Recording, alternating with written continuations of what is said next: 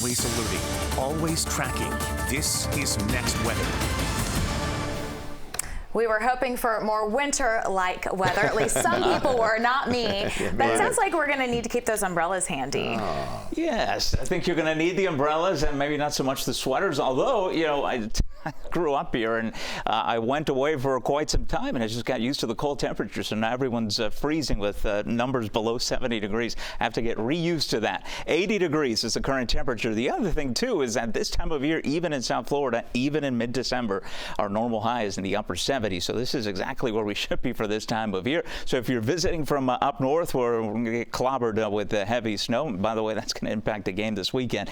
Yes, we are enjoying fantastic weather here, but it's not going to last. I mean, we've had a good stretch here of days, consecutive days of good weather. That storm system that we've been tracking across the southern Mississippi Valley, that is going to be headed in our direction, weakening, thankfully, as it does so. Next radar network, not finding much, but finding plenty here across the southeastern part of the state. Look at all the tornado reports there. Of course, we've been talking about the fatalities there in a couple of parishes there in Louisiana as all this just drives to the east. Looks like a spring setup here, but can happen any time of year. And here we are in December. We've done this before. Now for us, watch what happens to this front as I put this in motion. Tomorrow we'll have warm conditions. Still another nice day. It'll be a little gustier than today. There's that line of showers and storms. Watch what happens. You start seeing less yellow here beginning to weaken.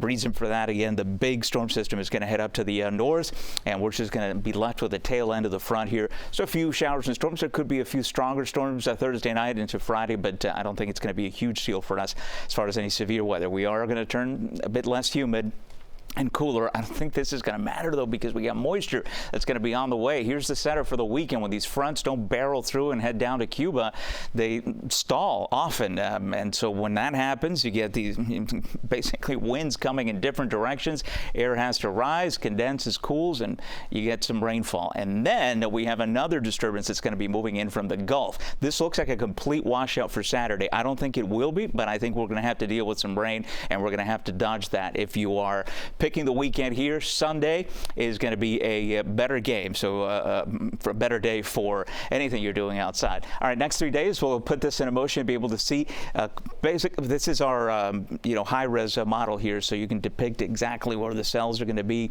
Typically there you see Friday at midnight, and there you see that line of disorganized showers and storms as it continues to roll through, and then that will continue for us as well as we head into the weekend. So again, tomorrow low 80s, so with gusty winds in the afternoon, about 15 miles an hour. The gusts will be into the 20s, and there's your extended 7-day forecast with rain chances high for Friday, keeping them there Saturday, Sunday, and then lower by early next week.